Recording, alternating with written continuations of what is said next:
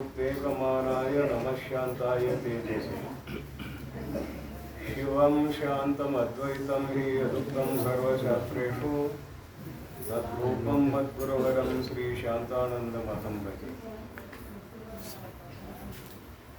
श्रीमज्जगद्गुरो शिवानन्दादारम्भां श्रीमत्पूर्णानन्दमध्यमां श्रीमदस्मद्गुरुपर्यन्तां वन्दे गुरुपरम्पराम्। शङ्करं शङ्कराचार्यं केशवं बादरायणं सूत्रभाष्यकृतौ वन्दे भगवन्तौ पुनः पुनः। सर्वोपनिषदां तत्त्वं संगृह्य स्वमनीषया येनोक्तं देशभाषायां वन्दे तं निजगुणेश्वरम्। ಪ್ರಾತಸ್ಮರಣೀಯರಾದ ಆರಾಧ್ಯ ಗುರುದೇವರ ಪವಿತ್ರವಾದ ಚರಣಾರವಿಂದಗಳಲ್ಲಿ ದಂಡವತ್ ಪ್ರಣಾಮಗಳನ್ನು ಸಮರ್ಪಣ ಮಾಡಿ, ಅವರಿವರೆನ್ನದೇ ಸರ್ವ ಬ್ರಹ್ಮಜ್ಞಾನಿಗಳ ಪವಿತ್ರವಾದ ಚರಣಾರವಿಂದಗಳಲ್ಲಿ ಅನೇಕ ನಮಸ್ಕಾರಗಳನ್ನು ಸಮರ್ಪಣ ಮಾಡಿ, ಜಗದ್ಬಂಧರು ಜಗದ್ಗುರುಗಳು ಶಿವಾವತಾರಿಗಳು ಆಗಿರುವ ಪರಮ ಪೂಜ್ಯರಾದ ಶ್ರೀ ಸದ್ಗುರು ಸಿದ್ಧಾರೂಢಪ್ಪಂಗಳವರ ಚರಣಾರವಿಂದಗಳಲ್ಲಿಯೂ, ಹಾಗೆಯೇ ಶ್ರೀ ಸದ್ಗುರು ಶಿವಾನಂದಪ್ಪಂಗಳವರ ಚರಣಾರವಿಂದಗಳಲ್ಲಿಯೂ ಅನಂತ ಕೋಟಿ ನಮಸ್ಕಾರಗಳನ್ನು ಸಮರ್ಪಣ ಮಾಡಿ, ಉಪಸ್ಥಿತ ಸಾಧಕ ಸಾಧಕಿಯರಾದ ತಮ್ಮೆಲ್ಲರಲ್ಲಿಯೂ ಕೂಡ ವಂದನೆಗಳು. 83ನೇ ಅಂಕಿ 83.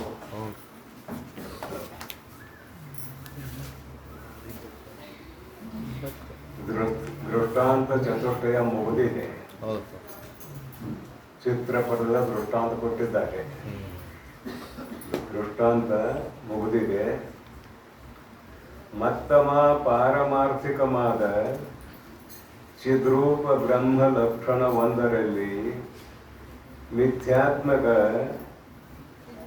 ಬಹುಚೇತನ ಅಚೇತನ ರೂಪ ಜಗತ್ತಿನ ತೋರ್ಕೆಯು ಎಂದೊಡೆ ಹೇಗೆ ಚಿತ್ರದಲ್ಲಿ ಬರೆಯಲ್ಪಟ್ಟ ಮನುಷ್ಯರು ಹುಟ್ಟು ಒತ್ತಿರದ ನಾನಾ ವರ್ಣೋಪೇತವಾದ ಶೀತಾದಿ ನಿವೃತ್ತಿಯಂ ಮಾಡಲು ಅಸಮರ್ಥಮಪ್ಪ ಆಭಾಸ ವಸ್ತ್ರಗಳಾದೊಡೆ ಏಕಾಕಾರವಾದ ಶೀತಾದಿ ಪರಿಹಾರಕಮಪ್ಪ ತಥ್ಯವಾದ ಆಧಾರ ಪಟದೊಡನೆ ಸದೃಶಗಳು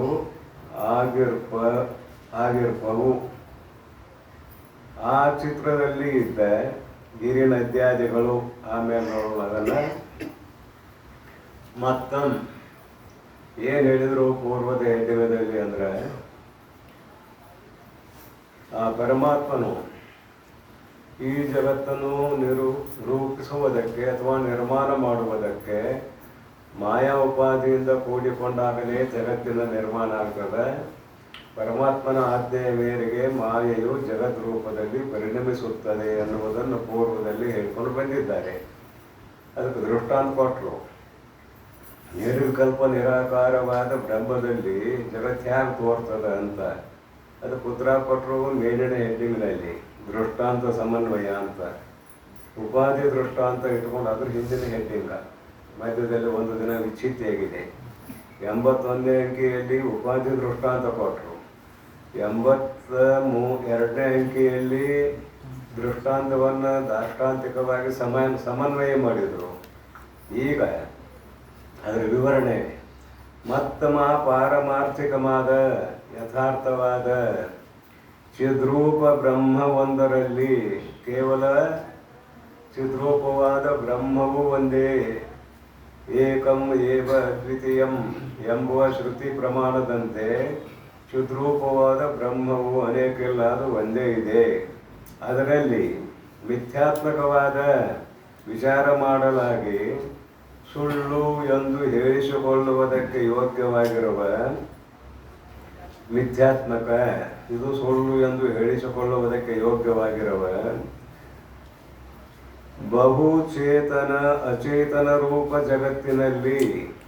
ಜಗತ್ತಿನ ತೋರಿಕೆ, ಬಹುಚೇತನ ಅಚೇತನ ರೂಪ ಜಗತ್ತಿನ ತೋರಿಕೆಯು ಎಂದೊಡೆ.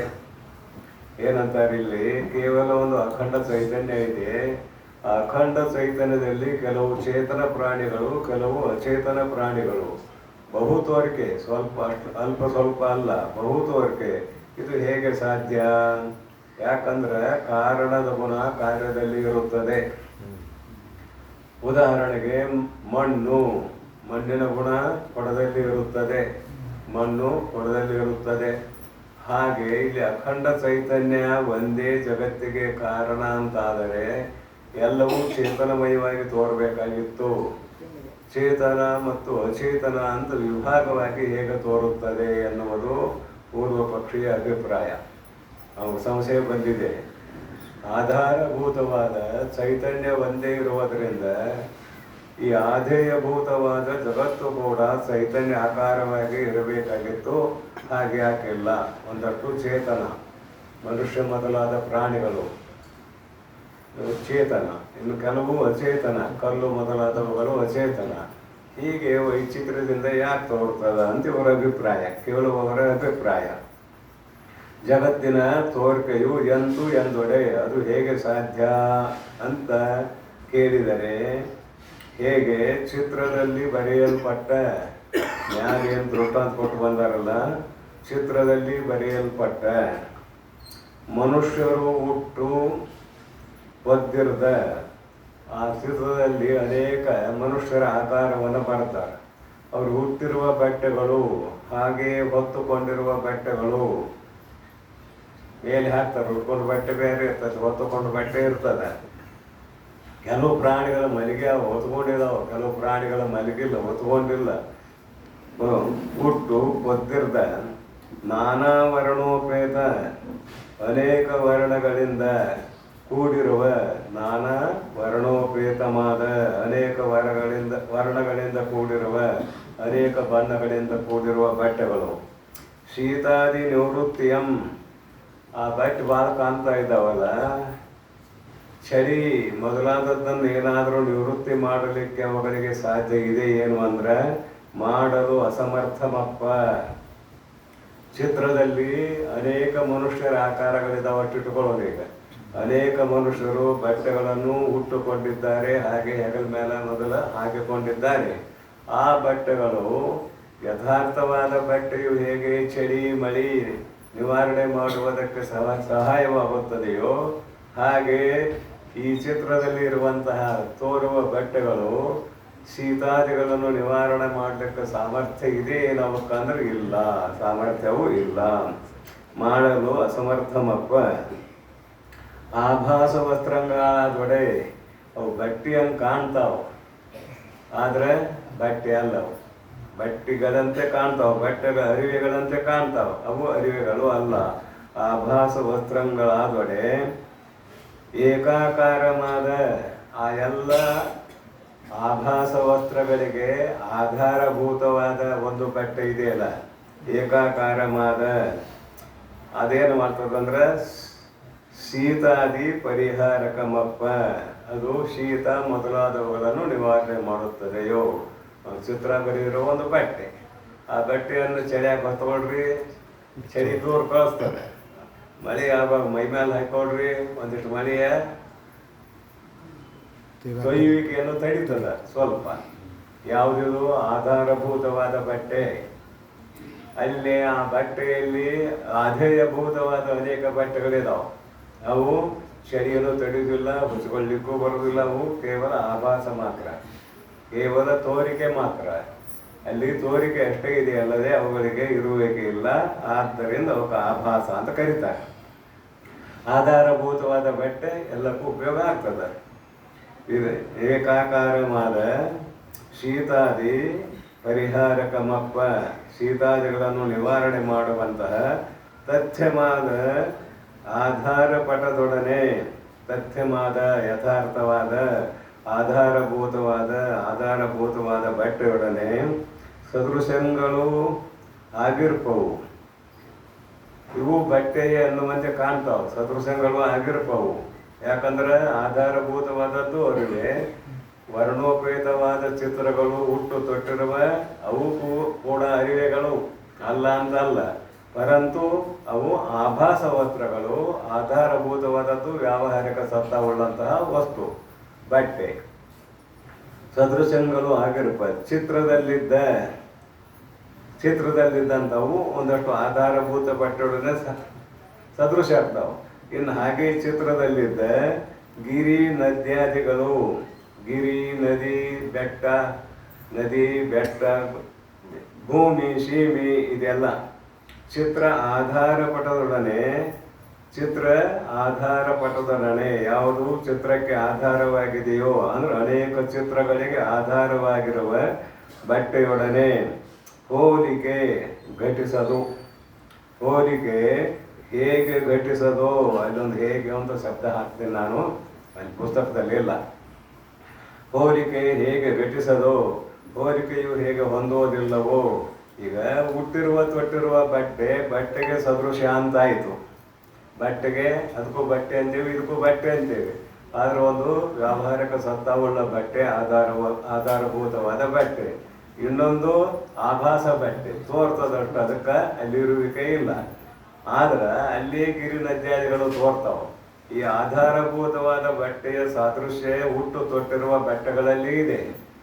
ಅದರಂತೆ ಆಧಾರಭೂತವಾದ ಬಟ್ಟೆಯೊಡನೆ ಅಲ್ಲಿ ಬರೆದಿರುವಂತಹ ಬೆಟ್ಟ ಗುಡ್ಡ ನದಿ ಮೊದಲಾದವುಗಳು ಬಟ್ಟೆಯೊಡನೆ ಸಾದೃಶ್ಯ ಹೊಂದುತ್ತವೆ ಏನಂತ ಕೇಳಿದ್ರೆ ಆಧಾರಭೂತವಾದ ಬಟ್ಟೆಯೊಡನೆ ಸಾದೃಶ್ಯವನ್ನು ಹೊಂದುವುದಿಲ್ಲ. ಹೋಲಿಕೆ ಹೇಗೆ ಘಟಿಸದು ಹಾಗೆ ಚಿದ್ರೂಪ ಬ್ರಹ್ಮದಲ್ಲಿ ಬೇರೆ ಬೇರೆ ತೋರುತ್ತಿರ್ದ ಚಿದ್ರೂಪ ಬ್ರಹ್ಮದಲ್ಲಿ, ಈಗ ದೃಷ್ಟಾಂತ ಹೇಳಿ ಆಯಿತು, ಈಗ ದಾರ್ಷ್ಟಾಂತಕ್ಕೆ ಬರ್ತಾರೆ ಮುಖ್ಯ ವಿಷಯಕ್ಕೆ. ಚಿದ್ರೂಪ ಬ್ರಹ್ಮದಲ್ಲಿ ಬೇರೆ ಬೇರೆ ತೋರುತ್ತಿರ್ದ ಚಿದ್ರೂಪವಾದ ಬ್ರಹ್ಮ, ನಮ್ಮ ನಿಮ್ಮೆಲ್ಲರ ಆಗಿರುವ ಬ್ರಹ್ಮ. ಈ ಚಿದ್ರೂಪ ಬ್ರಹ್ಮದಲ್ಲಿ ಬೇರೆ ಬೇರೆಯಾಗಿ ತೋರುತ್ತಿರ್ತ ಈ ನಾಮರೂಪ ಕ್ರಿಯಾತ್ಮಕವಾದ ಜಗತ್ತು ಬೇರೆ ಬೇರೆಯಾಗಿ ತೋರುತ್ತದೆ. ಒಂದಷ್ಟು ಚೇತನ, ಒಂದಷ್ಟು ಅಚೇತನ. ಚೇತನ ಅಂದ್ರೆ ಚಲಿಸುವ ಪ್ರಾಣಿಗಳು, ಉಸಿರಾಡುವ ಪ್ರಾಣಿಗಳು. ಅದರಾಗ ಅಚೇತನ ಅಂದ್ರೆ ಸ್ಥಿರವಾದ ಪ್ರಾಣಿಗಳು, ಅವು ಉಸಿರಾಡುವುದಿಲ್ಲ. ಕೆಲವು ಈ ಗಿಡ ತಗೊಂಡ್ರು ಅದ್ರೂ ಉಸಿರಾಡ್ತದೆ, ಮತ್ತು ಅದು ಅಚೇತನ ಅಲ್ಲೇ, ಅದು ಚೇತನವೇ ಉಸಿರಾಡ್ತದೆ ಗಿಡ. ಪಾಷಾಣ ಮೊದಲಾದವುಗಳು, ಪಾಷಾಣ ಮಣ್ಣು ಮೊದಲಾದವುಗಳು ಉಸಿರಾಡುವುದಿಲ್ಲ ಅಂತಿದ್ರ ಅಭಿಪ್ರಾಯ. ತೋರುತ್ತಿದ್ದ ವ್ಯಾವಹಾರಿಕ ಹಾಗೆ ಪರಬ್ರಹ್ಮದಲ್ಲಿ ತೋರುತ್ತಿದ್ದ ಬೇರೆ ಬೇರೆ ತೋರುತ್ತಿದ್ದ ಪರಬ್ರಹ್ಮದಲ್ಲಿ ಬೇರೆ ಬೇರೆ ತೋರುತ್ತಿದ್ದ ವ್ಯಾವಹಾರಿಕ ಜೀವರುಗಳೇ.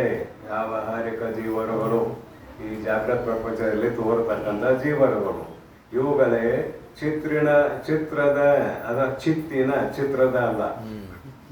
ಚಿತ್ತಿನ ಅಂದ್ರೆ ಚೈತನ್ಯದ ಹೋಲಿಕೆ. ಜೀವರುಗಳು ಚೇತನ, ಆತ್ಮನೂ ಚೇತನ. ಜೀವರು ಮಾತನಾಡ್ತಾರೆ, ಆತ್ಮನು ಮಾತನಾಡದಿದ್ರು ಕೂಡ ಎಲ್ಲ ಕಿವಿ ಮಾಯಿ ಮೂಗ ಶ್ರೋತ್ರಸ್ಯ ಶ್ರೋತ್ರಂ ಮನಸೋ ಮನೋಹ ಯದ್ ವಾಚೋಹ ವಾಚನ್ ತದು ಪ್ರಾಣಸ್ಯ ಪ್ರಾಣ ಅನ್ನುವಂತಹ ಉಪನಿಷತ್ತಿನ ವಾಕ್ಯವನ್ನು ನೋಡಿದಾಗ ಆಧಾರಭೂತವಾದ ಅಖಂಡ ಚೈತನ್ಯ ಉಪಾಧಿಗೆ ಅಧೀನವಾಗಿ ಅದು ಮಾತನಾಡುತ್ತದೆ. ಶ್ರೋತ್ರಸ್ಯ ಶ್ರೋತ್ರಂ ಕಿವಿಯಾಗಿ ಕೇಳುತ್ತದೆ, ಕಣ್ಣಿಗೆ ಕಣ್ಣಾಗಿ ನೋಡುತ್ತದೆ. ಅಪಾನಿ ಪಾದವು ಜವನೋ ಗೃಹೀತ, ಕೈ ಕಾಲ ಇಲ್ಲದಿದ್ದರೂ ಕೂಡ ನಡೆಯುತ್ತದೆ, ಕೈಯಿಂದ ಹಿಡಿಯುತ್ತದೆ. ಅಂದರೆ ಎಲ್ಲರ ಕಣ್ಣುಗಳೇ ಅದರ ಕಣ್ಣುಗಳು, ಎಲ್ಲರ ಕಿವಿಗಳೇ ಅದರ ಕಿವಿಗಳು. ಇದನ್ನು ಶ್ರೋತ್ರಸ್ಯ ಶ್ರೋತ್ರಂ ಇತ್ಯಾದಿ ಉಪನಿಷತ್ತಿನ ಮಂತ್ರ ಹೇಳ್ತದೆ. ಹೀಗಾಗಿ ಜೀವರುಗಳಿಗೂ ಆಧಾರಭೂತವಾದ ಯಾವ ಜೀವರುಗಳು? ವ್ಯಾವಹಾರಿಕ ಜೀವರುಗಳಿಗೂ ಆಧಾರಭೂತವಾದ ಅಖಂಡ ಚೈತನ್ಯಾತ್ಮಕವಾದ ಬ್ರಹ್ಮಕ್ಕೂ ಇವಕ್ಕೊಂದು ಏನು ಕೊಟ್ಟಿದ್ದಾರೆ ಅಂದರೆ ಜೀವರುಗಳಿಗೆ ಚಿತ್ತಿನ ಹೋಲಿಕೆಯಾಗಿ ಚೈತನ್ಯದ ಹೋಲಿಕೆ ಇದೆ. ಹೋಲಿಕೆಯಾಗಿದೆ ಅನ್ನೋದು ಹೇಳ್ತೇನೆ. ಚಿದಾಭಾಸ ಇದು ಚೈತನ್ಯದ ಹೋಲಿಕೆ ಯಾಗಿದೆ ಅಂದ್ರೆ ತತ್ವ ಸೃಷ್ಟ್ವಾ ತದೇವ ಪ್ರವಿಶ್ಯತ್ ಅನ್ನುವಂಥ ಇನ್ನೊಂದು ಶ್ರುತಿಯನ್ನು ನೆನಪು ಮಾಡೋಣ. ಈ ಜಗತ್ತನ್ನು ಸೃಷ್ಟಿ ಮಾಡಿ ತಾನೇ ಪರಮಾತ್ಮನು ಈ ಶರೀರಗಳಲ್ಲಿ ಪ್ರವೇಶ ಮಾಡಿದ. ಜೀವಾತ್ಮನೇ ಪರಬ್ರಹ್ಮ, ಜೀವಾತ್ಮನಿಗಿಂತಲೂ ಪರಬ್ರಹ್ಮ ಬೇರೆ ಇಲ್ಲ. ಯಾವಾಗಂದ್ರೆ ಉಪಾಧಿಯನ್ನು ನೇತಿಗಳಿದಾಗ, ಆ ಉಪಾಧಿಯನ್ನು ನೇತಿಗಳೆಯುವ ಸಲುವಾಗಿಯೇ ವ್ಯಾವಹಾರಿಕ ಚೇತನ ಪದಾರ್ಥಗಳು ಅಂತ ಕೊಟ್ಟಿದ್ದಾರೆ. ಇಲ್ಲಿ ವ್ಯಾವಹಾರಿಕ ಜೀವರುಗಳೇ ಚಿತ್ತಿನ ಹೋಲಿಕೆಯಾಗಿ ಚೈತನ್ಯದೊಡನೆ ಸದೃಶಿಯಾಗಿದ್ದಾವೆ. ಅಲ್ಲಿ ಹುಟ್ಟು ತೊಟ್ಟಿರುವ ಬಟ್ಟೆ ಆಧಾರ ಪಟದೊಡನೆ ಸದೃಶವಾದಂತೆ ಇಲ್ಲಿ ಜೀವಾತ್ಮರುಗಳೇ ಆಧಾರಭೂತವಾದ ಚೈತನ್ಯದೊಡನೆ ಹೋಲಿಕೆಯಾಗಿರೋ ಸದೃಶವಾದ ಹೋಲಿಕೆ ಇದೆ. ಏನ ಚಿದಾಭಾಸ ಅಚೇತನರುಗಳು, ಚಿದಾಭಾಸ ನಿಮ್ಮ ಪುಸ್ತಕದಲ್ಲಿ ಚೇತನರುಗಳು ಅಂತಿದೆ. ಇಲ್ಲಿ ಚಿದಾಭಾಸ ಅಚೇತನರುಗಳು, ಅಚೇತನರುಗಳು ಅಂತ ಬಿಡಿಸ್ಬೇಕಲ್ಲಿ. ಚಿದಾಭಾಸ ಅಚೇತನರುಗಳು ಚಿತ್ತಿನ ಹೋಲಿಕೆಯಾಗದೆ, ಚಿತ್ತಿನ ಹೋಲಿಕೆಯಾಗದೆ ಅಚೇತನರುಗಳು ಅಂತ ಬಿಡಿಸ್ಲಿಕ್ಕೆ ಕಾರಣ ಏನಂದ್ರೆ ಚಿತ್ತಿನ ಹೋಲಿಕೆಯಾಗದೆ. ಉದಾಹರಣೆಗೆ ಜೀವಾತ್ಮರುಗಳು ಚೈತನ್ಯದೊಡನೆ ಹೋಲಿಕೆ ಆಗ್ತಾರೆ, ಆದ್ರೆ ಪಾಷಾಣ, ಮಣ್ಣು ಮೊದಲಾದ ಕೆಲವು ಜಡ ಪದಾರ್ಥ ಎಷ್ಟೋ ಇದಾವಲ್ಲ, ಬೆಳ್ಳಿ, ಬಂಗಾರ, ವಜ್ರ, ವೈಡೂರ್ಯ ಇವೆಲ್ಲವುಗಳನ್ನು ತಗೊಳ್ರಿ, ಅವು ಚೈತನ್ಯದೊಡನೆ ಹೋಲಿಕೆ ಆಗ್ತಾವೇನಂದ್ರೆ ಹೋಲಿಕೆ ಆಗುವುದಿಲ್ಲ. ಉಸಿರಾಡುವ ಪ್ರಾಣಿಗಳನ್ನು ಬಿಟ್ಟು ಇನ್ನುಳಿದ ಪ್ರಾಣಿಗಳು ಚೈತನ್ಯದೊಡನೆ ಹೋಲಿಕೆಯನ್ನು ಹೊಂದಲಾರವು. ಅದಕ್ಕೆ ಅಚೇತನರುಗಳು ಅಂತ ಎಲ್ಲಿ ಬಿಡಿಸ್ಬೇಕು ಅಂತ ಹೇಳಿದ್ದೇನೆ. ಅಚೇತನರುಗಳು ಚಿತ್ತಿನ ಹೋಲಿಕೆಯಾಗದೆ ಮೃತ್ತಿಗೆ ಮೊದಲಾದವೇ, ಅವರು ಬರ್ತಾರೆ ಎರಡು ಶಬ್ದ. ಮೃತ್ತಿಗೆ ಮೊದಲಾದವೇ, ಮಣ್ಣು ಮೊದಲಾದ ಮಣ್ಣಿನಿಂದ ತಯಾರಾಗಿರುವ ಕೆಲವು ಚೇತನ ಇದಾವು, ಕೆಲವು ಅಚೇತನ ಇದಾವು. ಮಣ್ಣಿನಿಂದ ತಯಾರಾಗಿರುವ ಚೇತನ ಪದಾರ್ಥಗಳು ಯಾವುವು ಅಂತ ಕೇಳಿದ್ರೆ ಗಿಡ, ಕಂಟಿ, ಸಸ್ಯವರ್ಗ. ಯಾವುದು ಬೆಳೆಯುತ್ತದೆ ಅದು ಸಸ್ಯವರ್ಗ. ಅದರಲ್ಲಿ ಜೀವ ಇದೆ, ಅಲ್ಲಿ ಉಸಿರಾಡ್ತಾವ, ಅವು ಚೇತನಗಳವು, ಅಲ್ಲಿ ಜೀವ ಇದೆ. ಆದ್ರೆ ಇನ್ನೂ ಒಂದಷ್ಟು ಪದಾರ್ಥ ಅಲ್ಲಿ ತಯಾರಾಗ್ತಾವೆ. ಕಬ್ಬಿಣ, ಉದಾಹರಣೆಗೆ ಕಬ್ಬಿಣ, ಹಿತ್ತಾಳಿ, ತಾಮ್ರ, ಬಂಗಾರ, ಇವು ಕೂಡ ಅಲ್ಲೇ ಹುಟ್ಟುತ್ತಾವಂದ್ರೆ ಇವ್ರು ಹುಟ್ಟಿಸ್ತಾರೆ. ಇಲ್ಲಿ ಅವು ಹುಟ್ಟುವುದಿಲ್ಲ, ಇವ್ರು ಹುಟ್ಟಿಸ್ತಾರೆ. ಇವ್ರು ಹುಟ್ಟಿಸಿದ ಮೇಲೆ ಅವು ಮತ್ತೆ ಚಿಗಿತಾವೆ ಏನಾದ್ರು ಸಿಗುವುದಿಲ್ಲ. ಅಲ್ಲಿ ಉಸಿರಾಟದ ಏನಂತ ಕೇಳಿದ್ರೆ ಉಸಿರಾಟ ಇಲ್ಲ. ಅದಕ್ಕೆ ಅವಕ್ಕೆ ಅಚೇತನ ಅಂತ ಕರಿತೀವಿ. ಚೇತನ, ಅಚೇತನ ಇವು ಅಚೇತನ ಪದಾರ್ಥಗಳು. ಮಣ್ಣು ಮೊದಲಾದವುಗಳು ಅಂತ ಬರುತ್ತೆ ನೋಡ್ರಿ. ಮೃತ್ತಿಗೆ ಮೊದಲಾದವೇ ಜಡರೂಪಗಳು ಅಪ್ಪುದರಿಂ, ಅವು ಅಚೇತನ ಪದಾರ್ಥಗಳು ಆಗಿರುವುದರಿಂದ.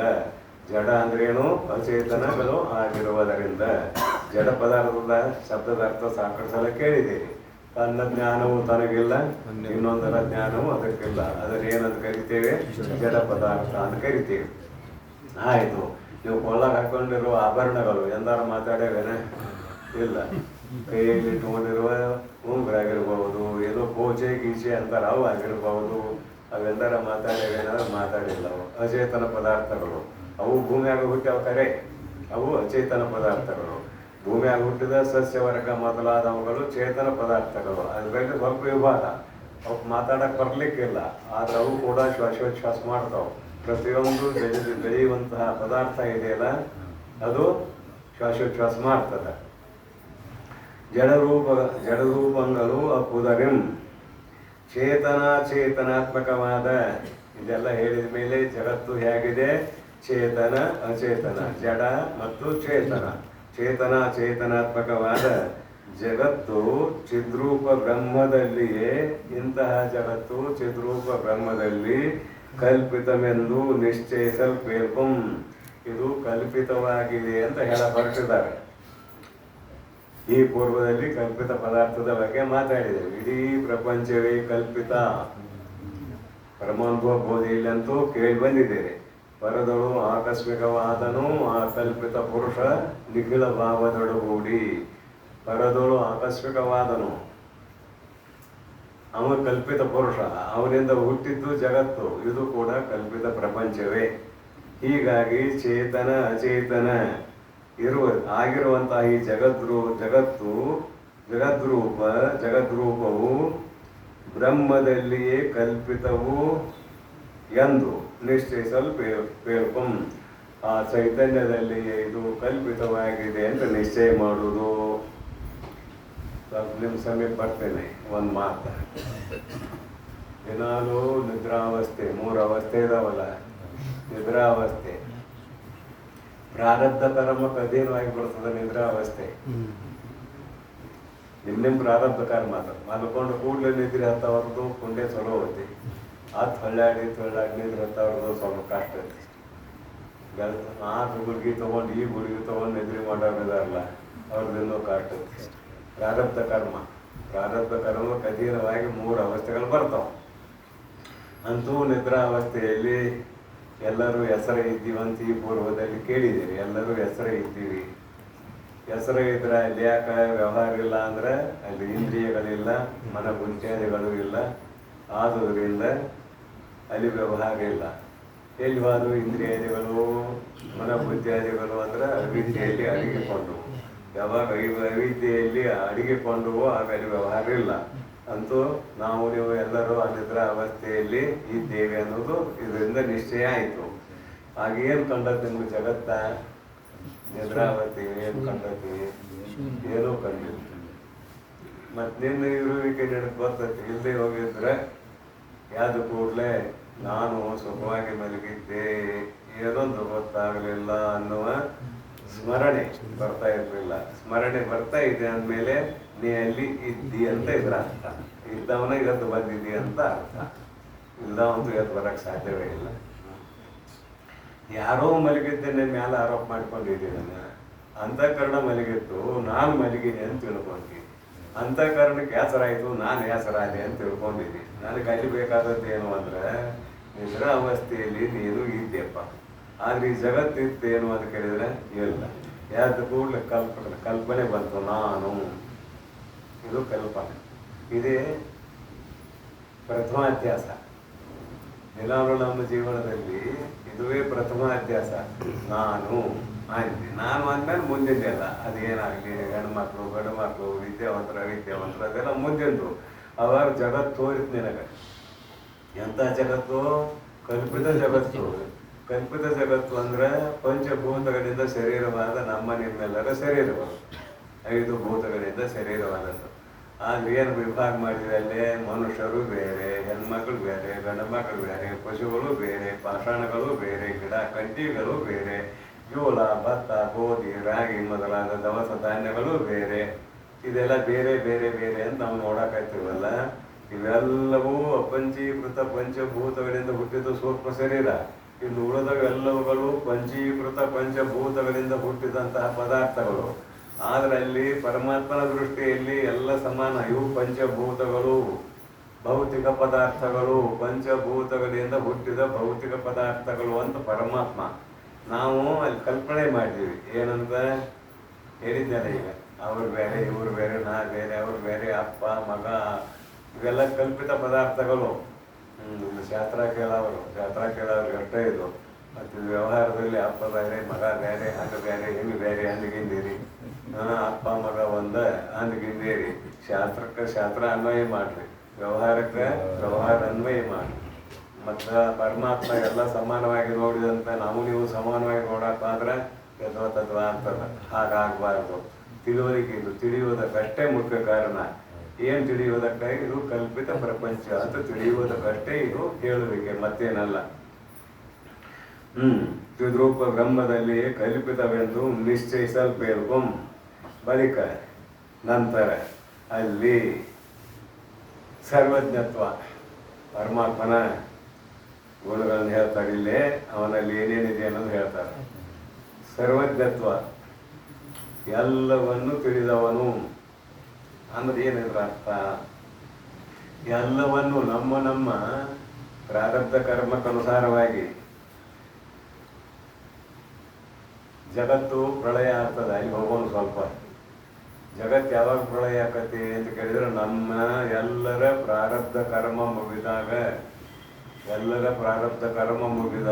ಜಗತ್ತು ಪ್ರಳಯ ಆಗ್ತದೆ. ನಮ್ಮ ಪ್ರಾರಬ್ಧ ಕರ್ಮ ಉದಾಹರಣೆಗೆ ಎಲ್ಲಿವರೆಗೆ ಇರ್ತದೋ ಅಲ್ಲಿವರೆಗೆ ಈ ಶರೀರ ಬದುಕ್ತದೆ. ಪ್ರಾರಬ್ಧ ಕರ್ಮ ಮುಗೀತು ಅಂದ್ರೆ ಈ ಶರೀರ ಸಾಯ್ತದೆ. ಆದ್ರೆ ಎಲ್ಲರ ಶರೀರಗಳು ಒಮ್ಮೆ ಸಾಯುವುದಿಲ್ಲ. ಮತ್ತು ನಮ್ಮೆಲ್ಲರ ಪ್ರಾರಬ್ಧ ಕರ್ಮ ಏಕಕಾಲಕ್ಕೆ ಮುಗಿಯುವುದಿಲ್ಲ. ಮತ್ತು ಪ್ರಳಯ ಹೆಂಗಾಗ್ತದ, ಆಗುವುದಿಲ್ಲ ಅಂತ ಇಲ್ಲಿ ಸಂಶಯ.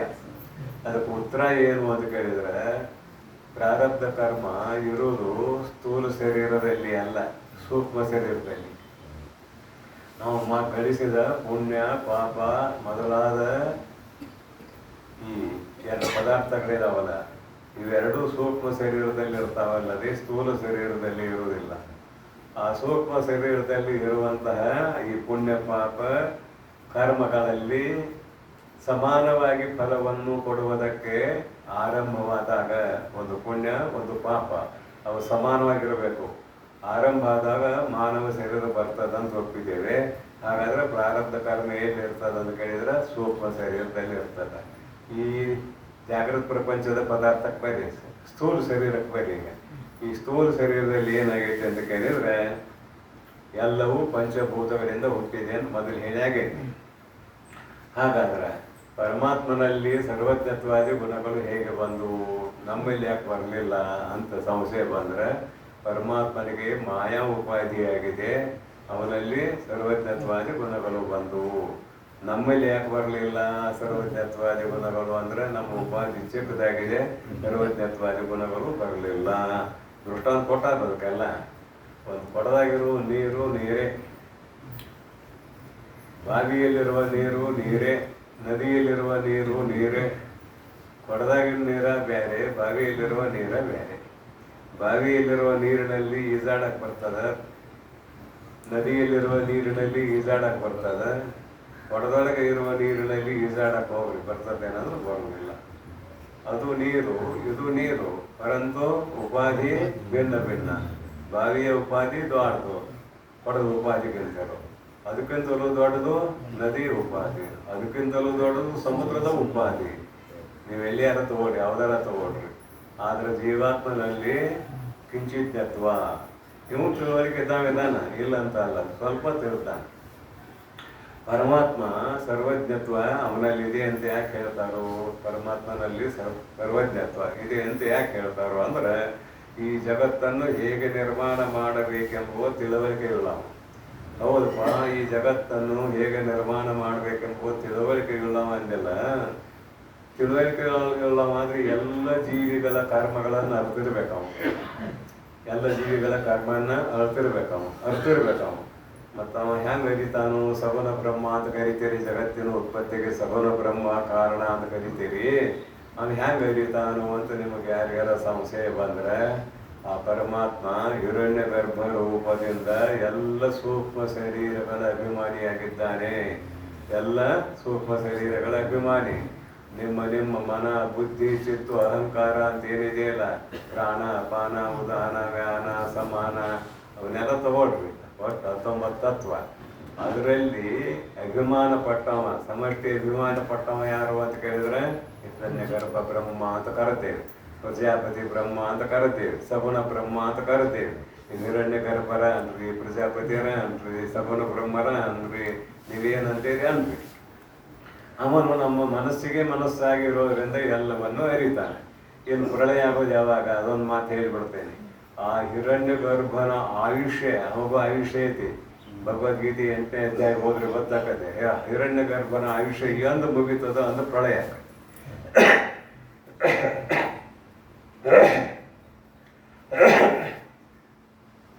ಅವಾಗೆಲ್ಲ ಪ್ರಾಣಿಗಳ ಕರ್ಮ ಮುಗ್ದಂಗ ಆಯ್ತಿಲ್ಲ, ಎಲ್ಲ ಪ್ರಾಣಿಗಳ ಕರ್ಮ ಮುಗ್ದಂಗಾಯ್ತು. ಮತ್ತ ಆ ಹಿರಣ್ಯ ಗರ್ಭನಲ್ಲಿರುವಂತಹ ನಮ್ಮ ಎಲ್ಲರ ಕರ್ಮಗಳು ಫಲವನ್ನು ಕೊಡುವುದಕ್ಕೆ ಯಾವಾಗ ಉನ್ಮುಖ ಆಗ್ತಾವ ಅಂದ್ರೆ, ಅವನಿಗೆ ಫಲವನ್ನು ಕೊಡುವುದಕ್ಕೆ ಉನ್ಮುಖವಾದಾಗ ಮತ್ತೆ ಇವೆಲ್ಲ ಹುಟ್ಟತಾವ. ಇಲ್ಲಿ ಹಿರಣ್ಯ ಗರ್ಭನೇ ಮುಖ್ಯ. ಹಿರಣ್ಯ ಗರ್ಭನ ಆಯುಷ್ಯ ಮುಗಿತು, ಪ್ರಳಯ. ಹಿರಣ್ಯ ಗರ್ಭನ ಪ್ರಾರಬ್ಧ ಆರಂಭ ಆಯಿತು, ಸೃಷ್ಟಿ. ಹಿರಣ್ಯ ಗರ್ಭನಿಗೆ ಇಲ್ಲಿ ಹೋಲಿಕೆ ಇಲ್ಲ ಅಂದ್ರೆ ಪ್ರಳಯನ ಆಗ್ತಿರ್ಲಿಲ್ಲ. ಪ್ರಳಯ ಹೆಂಗಾಕಿತ್ತು, ಎಲ್ಲರೂ ಒಟ್ಟಿಗೆ ಸಾಯುವುದಿಲ್ಲಲ್ಲ. ಆದ್ರೆ ಹಿರಣ್ಯ ಗರ್ಭ ಸತ್ತ, ನಾವೆಲ್ಲರೂ ಸತ್ತಂಗ ಸಾಯುವುದಿಲ್ಲ. ತಿಳ್ಸಾಕ ಹೇಳಾಕತ್ತೇನೆ, ನಾವ್ಯಾಕೆ ಸಾಯ್ತೇವೆ, ನಾವು ಅಖಂಡ ಚೈತನ್ಯ ಸ್ವರೂಪರು. ಈ ಶರೀರದ ದೃಷ್ಟಿಯನ್ನು ಇಟ್ಕೊಂಡು ಸತ್ತಂಗ. ಅವ್ನು ಹುಟ್ಟಿದಾಗ ನಾವು ಹುಟ್ಟಿದಂಗ, ನಾವು ಹುಟ್ಟಿಯೂ ಇಲ್ಲ ಸತ್ತೂ ಇಲ್ಲ. ಆದ್ರೆ ಅವ ಹುಟ್ಟಿದಂಗ ಸತ್ತಂಗ ಯಾಕೆ ಆಗೈತಿ ಅಂತ ಕೇಳಿದ್ರೆ ಈ ಜಗತ್ತು ಸತ್ಯ ಅಂತ ಯಾರ್ಯಾರು ತಿಳ್ಕೊಂಡಿದಾರಲ್ಲ ಅವರು ಸಲುವಾಗಿ ಹೇಳ್ಬೇಕಾಗೈತೆ, ಮತ್ತೇನಿಲ್ಲ. ಈ ಜಗತ್ತು ಸತ್ಯ, ಇದರಲ್ಲಿ ನಾನು ಒಬ್ಬ, ನನಗಿಂತಲೂ ಎಲ್ಲವೂ ಭಿನ್ನವಾದದ್ದು ಅನ್ನುವ ತಿಳುವಳಿಕೆ ಯಾರ್ಯಾರಿಗಿದೆಯಲ್ಲ ಅವರ ತಪ್ಪು ತಿಳುವಳಿಕೆಯನ್ನು ಬಿಡಿಸುವುದಕ್ಕೆ ಶಾಸ್ತ್ರ ಆರಂಭ ಆಗೈತಿ ಅನ್ನುವುದನ್ನು ನೆನಪಿನಲ್ಲಿ ಇಟ್ಕೊಳ್ರಿ. ಬಳಿಕ ಅಲ್ಲಿ ಸರ್ವಜ್ಞತ್ವ, ಎಲ್ಲಿ ಸಗುಣ ಬ್ರಹ್ಮದಲ್ಲಿ ಸರ್ವಜ್ಞತ್ವ, ಸರ್ವೇಶ್ವರತ್ವ, ಹಾಗೆಯೇ ಆತನು ಎಲ್ಲವನ್ನೂ ತಿಳಿದವ ಅಂತ ಒಂದು ಮಾತಾಯ್ತಲ್ಲ, ಸರ್ವೇಶ್ವರತ್ವ, ಎಲ್ಲರಿಗೂ ಒಡೆಯ, ಅವನ ಆಜ್ಞೆಯ ಮೇಲೆ ಎಲ್ಲವೂ ನಡೆಯುತ್ತದೆ, ಸರ್ವೇಶ್ವರತ್ವ, ಸರ್ವ ನಿಯಂತೃತ್ವ, ಎಲ್ಲವನ್ನೂ ತನ್ನ ಅಧೀನದಲ್ಲಿ ಇಟ್ಟುಕೊಂಡವನು ನಿಯಂತ್ರಕ, ಸರ್ವಾಂತರ್ಯಾಮಿತ್ವ, ಅದು ಇದೆಲ್ಲ ಇದೆ ಅಲ್ಲಿ, ಸರ್ವಾಂತರ್ಯಾಮಿತ್ವ, ಎಲ್ಲರ ಶರೀರದ ಒಳಗೆ ಇದ್ದಾನೆ, ಸರ್ವಾತ್ಮಕತ್ವ, ಎಲ್ಲರ ಶರೀರದ ಒಳಗೆ ಇದ್ದಾನೆ ಅಂತಾದ್ರೆ ಪ್ರತಿಯೊಂದು ಶರೀರದಲ್ಲಿ ಆತನ ಇರುವಿಕೆ ಇದೆ. ಆದ್ದರಿಂದ ಎಲ್ಲ ಪ್ರಾಣಿಗಳ ಆತ್ಮವು ಅವನಾಗಿದ್ದಾನೆ. ಪಾಷಾಣ ಮೊದಲು ಮಾಡಿಕೊಂಡು ಜಡ ಪದಾರ್ಥ ಯಾವುಗಳು ಇವೆಯೋ ಎಲ್ಲ ಪದಾರ್ಥಗಳಲ್ಲಿ ಆತನು ಅಂತರ್ಯಾಮಿಯಾಗಿದ್ದಾನೆ. ಇದನ್ನಷ್ಟು ಬಹಳಷ್ಟು ವಿಸ್ತಾರವಾಗಿ ಬೃಹದಾರಣ್ಯಕೋಪನಿಷತ್ತಿನ 3ನೇ ಅಧ್ಯಾಯದ 7ನೇ ಬ್ರಾಹ್ಮಣದಲ್ಲಿ ವಿಸ್ತಾರವಾಗಿ ಹೇಳ್ಕೊಂಡು ಬಂದಿದ್ದಾರೆ. ಬೃಹತ್ ಆರಣ್ಯಕ ಉಪನಿಷತ್ 3ನೇ ಅಧ್ಯಾಯ 7ನೇ ಬ್ರಾಹ್ಮಣ, ಅದನ್ನು ನೋಡಬೇಕು. ಯಾವನು ಪೃಥ್ವಿಯಲ್ಲಿ ಇದ್ದಾನೆಯೋ, ಯಾವನನ್ನು ಪೃಥ್ವಿಯು ತಿಳಿಯಲಾರದೋ, ಯಾವನು ಪೃಥ್ವಿಯ ಅಂತರದಲ್ಲಿ ಇದ್ದು ಪೃಥ್ವಿಯೇ ಅವನಿಗೆ ಶರೀರವಾಗಿದೆಯೋ, ಯಾವನು ಪೃಥ್ವಿಯ ಅಂತರದಲ್ಲಿ ಇದ್ದು ಭೂಮಿ ಮೊದಲಾದವುಗಳನ್ನು ಒಂದು ರೀತಿಯಲ್ಲಿ ವ್ಯವಸ್ಥಿತವಾಗಿ ನಿಯಮನ ಮಾಡುತ್ತಿದ್ದಾನೆಯೋ ಅವನೇ ನಿನ್ನ ಆತ್ಮ, ಅವನೇ ಅಂತರ್ಯಾಮಿ ಅಂತ ಸಂಕ್ಷಿಪ್ತವಾಗಿ ಇಲ್ಲಿ ಮಂತ್ರಗಳು ಬಾಳದಾವು. ನಿಮ್ಗೆ ತಿಳಿಯುವಂತೆ ಸಂಕ್ಷಿಪ್ತವಾಗಿ 4 ಮಾತುಗಳು ಇದು. ಅಲ್ಲಿಯ ಮಂತ್ರಗಳನ್ನೆಲ್ಲ ಓದೋದು ಬೇಡ ಅಂತ. ಇಲ್ಲಿ ಏನು ಅಭಿಪ್ರಾಯ, ಈ ಭೂಮಿ ಇಲ್ಲಿಗೆ ಬರೋಣ. ಅದಂತೂ ಇಂದು ವಿಜ್ಞಾನ ಸಾಕಷ್ಟು ವಿಸ್ತಾರ ಆಗಿದೆ. ಭೂಮಿ ತನ್ನ ಮೈ ಸುತ್ತಲೂ ಸುತ್ತುತ್ತಾ ಸೂರ್ಯನನ್ನು ಸುತ್ತ ಹಾಕಿ ಬರ್ತದಂತೆ ಈ ಪೂರ್ವದಲ್ಲಿ ಪ್ರವಚನದಲ್ಲಿ ಬಂದು ಹೋಗಿದೆ ಈ ಮಾತು. ರಾತ್ರಿ ಆಗಲಿ ಹೇಗಾಗ್ತದ ಅಂತ ಕೇಳಿದರೆ ತನ್ನ ಮೈ ಸುತ್ತುತ್ತಿರುವಾಗ ಸೂರ್ಯ ಎದುರಿಗೆ ಬಂತು ಹಗಲ, ಎದುರಿಗೆ ಬರಲಿಲ್ಲ ರಾತ್ರಿ. ಇದು ವಿಜ್ಞಾನ ಬೇಕಾದಷ್ಟು ವಿಸ್ತಾರ ಆಗಿದೆ. ಆದರೆ ಆಕಾಶದ ಮಧ್ಯದಲ್ಲಿ ಇರುವ ಭೂಮಿಯು ಕಳಚಿಕೊಂಡು ಬೀಳದಂತೆ ತಡೆ ಹಿಡಿದವನು ಯಾರು? ಅವನೇ ಪರಮಾತ್ಮ, ಅವನೇ ನಿಯಂತ್ರಣ ಮಾಡ. ಸಮುದ್ರವು ತನ್ನ ಮೇಲೆ ಮೀರದಂತೆ ನಿಯಮನಕ್ಕೆ ಒಳಪಡಿಸಿದವನು ಯಾವನು? ಅವನೇ ಆತ್ಮ, ಅವನೇ ಅಂತರ್ಯಾಮಿ. ಹೀಗೆ ಭೂಮಿಯನ್ನು ಮೊದಲು ಮಾಡಿಕೊಂಡು 3ನೇ ಅಧ್ಯಾಯ 7ನೇ ಬ್ರಾಹ್ಮಣ ಅಂತ ಹೇಳಿರಲ್ಲ, ಎಲ್ಲಿವರೆಗೆ ಹೇಳಿದಾರೆ ಅಂದ್ರೆ ಸೂರ್ಯ ಚಂದ್ರ ಮೊದಲಾದ ಎಲ್ಲ ನಕ್ಷತ್ರ ಮೊದಲಾದ ಎಲ್ಲ ಪದಾರ್ಥಗಳಲ್ಲಿ ಇದ್ದುಕೊಂಡು ಅವುಗಳನ್ನು ನಿಯಮನ ಮಾಡುತ್ತಿದ್ದಾನೆ ಎನ್ನುವಂಥ ವಿಷಯವನ್ನು ಬರುತ್ತಾರೆ. ಇಲ್ಲಿ ಸಂಕ್ಷಿಪ್ತವಾಗಿ ಸರ್ವಾಂತರ್ಯಾಮಿತ್ವ, ಅವನು ಸರ್ವಾಂತರ್ಯಾಮಿಯಾಗಿದ್ದಾನೆ. ಸರ್ವಾತ್ಮಕತ್ವ, ಎಲ್ಲರ ಆತ್ಮನೂ ಆಗಿದ್ದಾನೆ. ಸರ್ವ ಕೃತ್ಯಾದಿಗಳು ಈಶ್ವರ, ಅವನ ಎಲ್ಲವನ್ನು ಮಾಡಲು ಸಮರ್ಥ, ಬಿಡಲು ಸಮರ್ಥ, ಇನ್ನೊಂದು ರೀತಿಯಿಂದ ಮಾಡಲು ಸಮರ್ಥ. ಕರ್ತುಂ ಅಕರ್ತುಂ ಅನ್ಯಥಾ ಕರ್ತುಂ, ಮಾಡಲು ಸಮರ್ಥ, ಬಿಡಲು ಸಮರ್ಥ, ಮತ್ತೊಂದು ರೀತಿಯಿಂದ ಮಾಡಲು ಸಮರ್ಥ.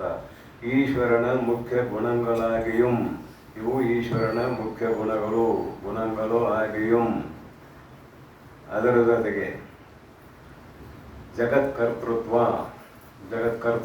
ಯಾರು ಮಾಡಿದಾರು ಅಂದ್ರೆ ಪರಮಾತ್ಮನೇ ಮಾಡಿದಾನಂತ ತಿಳಿಸುವ ಮಾತು. ಮಾಯಾ ಉಪಾಧಿಯಿಂದ ಪರಮಾತ್ಮನೇ ಮಾಡಿದ್ದಾನೆ ಅಂತ ಹೇಳ್ತೀವಿ. ಕರ್ತೃತ್ವ, ಅನ್ಯಥಾ ಕರ್ತೃತ್ವ ಎಂಬವೇ ಹೇಳಿದ್ನೆಲ್ಲ. ಕರ್ತೃತ್ವ, ಅಕರ್ತೃತ್ವ, ಅನ್ಯಥಾ ಕರ್ತೃತ್ವ. ಅವನು ಸರ್ವಜ್ಞ ಇದ್ದಾನೆ, ಸಮರ್ಥ ಇದ್ದಾನೆ, ತನಗೆ ಹೇಗೆ ಬೇಕೋ ಹಾಗೆ ಮಾಡಲು ಸಮರ್ಥನಿದ್ದಾನೆ. ಕರ್ತೃತ್ವ ಅನ್ಯಥಾ ಕರ್ತೃತ್ವವೆಂಬವೇ ಈಶ್ವರನ ಪ್ರಭುತ್ವ ಸಾಮರ್ಥ್ಯ ತ್ರಯಂ ಆಗಿಯುಂ ಕರ್ತುಂ ಅಕರ್ತುಂ ಅನ್ಯಥಾ ಕರ್ತುಂ ಇವು ಮೂರು ಪರಮಾತ್ಮನ ಸಾಮರ್ಥ್ಯವನ್ನು ತಿಳಿಸ್ತಕ್ಕಂಥವುಗಳು. ಅದಕ್ಕೆ ಪ್ರಭು ಪ್ರಭು ಅಂತ ಕರೀತಾರೆ, ವಲಿಯ ಅಂತ ಕರೀತಾರೆ. ಸಾಮರ್ಥ್ಯ ತ್ರಯಂ ಆಗಿಯುಂ ಸೃಷ್ಟಿ ಸ್ಥಿತಿ ಸಂಹಾರ ನಿಯಮನ ಅನುಪ್ರವೇಶವೆಂಬವೇ. ಜಗತ್ತನ್ನು ಸಂಕಲ್ಪದಿಂದ ಸೃಷ್ಟಿ ಮಾಡಿದ, ಸಂಕಲ್ಪದಿಂದ ಇದನ್ನು ರಕ್ಷಣೆ ಮಾಡ್ತಾನೆ, ತದನಂತರ ಸಂಹಾರ ಮಾಡ್ತಾನೆ. ಇದಕ್ಕೆಲ್ಲ ದೃಷ್ಟಾಂತ ಕೊಟ್ಟಾಗೈತಿ ಪೂರ್ವದಲ್ಲಿ. ಮತ್ತೆ ಯಾಕೆ ಹೇಳ್ತಾರೋ ಅಂದ್ರೆ ನೆನಪುಳಿಲಿ ಅಂತ ಹೇಳ್ತಾರೆ. ರೈತ ಕಬ್ಬರ ಬೆಳೀಲಿ, ಭತ್ತಾರ ಬೆಳೀಲಿ, ಗೋಧಿಯಾರ ಬೆಳೀಲಿ, ಏನಾರ ಬೆಳೀಲಿ, ಮೊದಲು ಬೀಜ ಹಾಕ್ತಾನೆ, ಹುಟ್ಟಿಸ್ತಾನೆ, ಕಸ ವಗೈರೆ ತೆಗಿತಾನೆ, ಗೊಬ್ಬರ ಕೂಡಿ ಹಾಕ್ತಾನೆ, ಬೆಳೆಸ್ತಾನೆ, ಅದನ್ನ ಹಂಗೆ ಇಡಕ್ಕೆ ಕಳಿಸ್ತಾನೆ. ಮತ್ತೊಂದಿನ ಸಂಹಾರ ಮಾಡ್ತಾನೆ, ಮತ್ತೊಂದಿನ ಸಂಹಾರ ಮಾಡ್ತಾನೆ. ಹಾಗೆ ಪರಮಾತ್ಮನು ಹಾಗೆ ಕರ್ಮಗಳಿಗೆ ಅನುಸಾರವಾಗಿ ಜಗತ್ತು ಸೃಷ್ಟಿ ಮಾಡ್ತಾನೆ. ನಿಮ್ಮೆಲ್ಲರ ಕರ್ಮಗಳಿಗೆ ಅನುಸಾರವಾಗಿ ಜಗತ್ತು ಸೃಷ್ಟಿ ಮಾಡ್ತಾನೆ. ಜಗತ್ತನ್ನು ಅವನೇ ರಕ್ಷಣೆ ಮಾಡ್ತಾನೆ. ಮತ್ತು ಜಗತ್ತನ್ನು ಮತ್ತು ನಾವು ಪ್ರಳಯ ಇಲ್ಲಿಗೆ ಮುಗಿತೇನ ಅಂದ್ರೆ ಇಲ್ಲ, ಮತ್ತೆ ಹುಟ್ಟಿಸ್ತಾನೆ, ಮತ್ತೆ ರಕ್ಷಣೆ ಮಾಡ್ತಾನೆ, ಮತ್ತೆ ಪ್ರಳಯ ಮಾಡ್ತಾನೆ.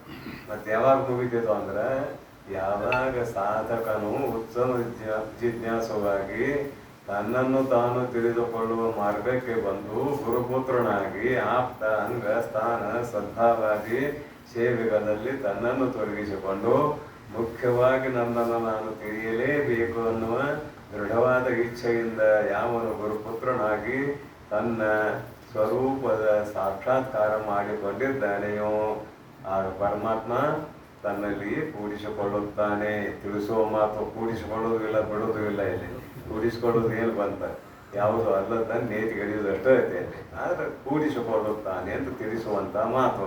ಅವನ ದೃಷ್ಟಿಯಲ್ಲಿ ಅಖಿಲ ಜಗತ್ತು ಇಲ್ಲ. ಅವನ ದೃಷ್ಟಿಯಲ್ಲಿ ಇನ್ನು ಉಳಿದವರ ದೃಷ್ಟಿಯಲ್ಲಿ ಮತ್ತೆ ಜಗತ್ತಿರೋದ, ಮತ್ತೆ ಹುಟ್ಟಿಸು, ಮತ್ತೆ ರಕ್ಷಣೆ ಮಾಡು, ಮತ್ತೆ ಪ್ರಳಯ ಮಾಡು, ಇದು ನಡೆಯುವುದಿದೆ. ಇದು ಅನಾದಿ ಪ್ರಪಂಚ. ಇದು ಯಾವಾಗ ಮುಗೀತು ಅಂದ್ರೆ ಸಾಧಕನಿಗೆ ಅಷ್ಟೇ ಮುಗೀತು. ಅವನು ಕೃತಕೃತ್ಯನಾಗದೆ ಹೋದ್ರೆ ಅವನು ಮುಗುದಿಲ್ಲ, ಮತ್ತೆ ಹುಟ್ಟಿ ಬರೋದ. ಈ ರೀತಿಯಾಗಿ ವಿಚಾರ ಮಾಡಿದಾಗ ಪರಮಾತ್ಮನಲ್ಲಿ ಸರ್ವಜ್ಞತ್ವಾದಿ ಗುಣಗಳು ಮಾಯಾ ಉಪಾಧಿಯಿಂದ ಬಂದಾಗ ಇದೆಲ್ಲ ನಡೆದಿದೆ. ಮಾಯಾ ಉಪಾಧಿ ಯಾವಾಗ ಹೋಗ್ತದ ಅವನಂದ್ರೆ ಅವನು ಯಾವ ಮುಕ್ತ ಆಗ್ಯಾನಲ್ಲ ಅವನ ದೃಷ್ಟಿಯಿಂದ ಮಾಯಾ ಉಪಾಧಿ ಹೋಗ್ತದೆ ಪರಮಾತ್ಮನ. ಮತ್ತು ಪರಮಾತ್ಮನ ಮಾಯಾ ಉಪಾಧಿ ಹಂಗೆ ಐತೆ ಅಂತ ತಿಳ್ಕೊಬೇಕ್ರಿ. ಅವನ ದೃಷ್ಟಿಯಿಂದ ಹೇಳಕತ್ತೇನೆ, ಮುಕ್ತನಾದವನ ದೃಷ್ಟಿಯಿಂದ ಪರಮಾತ್ಮನಲ್ಲಿರುವ ಮಾಯಾ ಉಪಾಧಿಯು ಕೂಡ ಸುಳ್ಳು. ಜೀವಾತ್ಮನಲ್ಲಿರುವ ಅವಿದ್ಯ ಉಪಾಧಿ ನಾಶ ಆದಾಗಲೇ ಇವ ಬ್ರಹ್ಮದೊಡನೆ ಐಕ್ಯ ಆಗ್ತಾನೆ. ಅಲ್ಲಿ ಮಾಯಾ ಉಪಾಧಿ ಐತಿ ಏನ್ರಿ ಅಂತ ಕೇಳಿದ್ರೆ ಅವ್ರು ಮಾಯಾ ಉಪಾಧಿ ಇಲ್ಲ. ಯಾರಿಗೆ? ಮುಕ್ತನಾದವನಿಗೆ ಮಾಯಾ ಉಪಾಧಿ ಇಲ್ಲ. ಪರಮಾತ್ಮನಿಗೂ ಕೂಡ ವಾಸ್ತವ ಮಾಯಾ ಉಪಾಧಿ ಇಲ್ಲ. ಬ್ರಹ್ಮ ಸತ್ಯಂ ಜಗನ್ ಮಿಥ್ಯ ಅನ್ನೋರು ನಾವು. ಬ್ರಹ್ಮ ಸತ್ಯ, ಜಗತ್ತು ಮಿಥ್ಯ. ಜಗತ್ತು ಇಲ್ಲ ಅಂದ ಮೇಲೆ ಮಾಯಾ ಉಪಾಧಿ ಯಾಕೆ ಅಂಗೀಕಾರ ಮಾಡ್ಬೇಕಲ್ಲೇ? ತತ್ವಜ್ಞಾನಿಯ ದೃಷ್ಟಿಯಿಂದ ಬ್ರಹ್ಮನಲ್ಲಿಯೂ ಮಾಯಾ ಉಪಾಧಿ ಇಲ್ಲ, ಜೀವಾತ್ಮನಲ್ಲಿ ಅವಿದ್ಯ ಉಪಾಧಿ ಇಲ್ಲ ಅನ್ನುವುದು ಇದು ಯಥಾರ್ಥವಾದ ಸಿದ್ಧಾಂತ. ಅಲ್ಲಿವರೆಗೆ ಇದಿರುವುದ ನನ್ನ ಸ್ವರೂಪದ ಸಾಕ್ಷಾತ್ಕಾರ ಆಗುವವರೆಗೆ ಇರುವುದ. ಮುಕ್ತಿ ಯಾರಿಗೆ ಹೇಳೋದು? ಬ್ರಹ್ಮಕ್ಕೆ ಹೇಳೋದು, ಏನು ಜೀವಾತ್ಮನಿಗೆ ಹೇಳೋದು ಅಂದ್ರೆ ಬ್ರಹ್ಮಕ್ಕೂ ಹೇಳುವಂಗಿಲ್ಲ, ಜೀವಾತ್ಮನಿಗೆ ಹೇಳುವಂಗಿಲ್ಲ. ಯಾಕ? ಬಂಧನವೇ ಬಂದಿಲ್ಲ, ಮೋಕ್ಷ ಎಲ್ಲಿರೋದು? ಬಂಧನವೇ ಬಂದಿಲ್ಲ, ಮೋಕ್ಷ ಎಲ್ಲಿರೋದು? ಬಂದ್ರೆ ಹೇಳ್ಬೇಕಲ್ಲ, ಬಂದೇ ಇಲ್ಲ. ಬಂದಂಗಾಗಿತ್ತು, ಹೋದಂಗಾಯ್ತು. ಎರಡು ಸುಳ್ಳು, ಬಂದದ್ದು ಸುಳ್ಳು, ಹೋದದ್ದು ಸುಳ್ಳು. ಬಂದಂಗಾಗಿತ್ತು, ಹೋದಂಗಾಗಿತ್ತು ಅಂತ ಇದರ ಅಭಿಪ್ರಾಯ, ಮತ್ತೇನಲ್ಲ. ಇಲ್ಲಿ ಉಪಾಧಿಗ್ರಸ್ತವಾಗಿ ಗುಣಗಳು, ಸರ್ವಜ್ಞತ್ವಾದಿ ಗುಣಗಳನ್ನು ಪಾಠ ಮಾಡಿ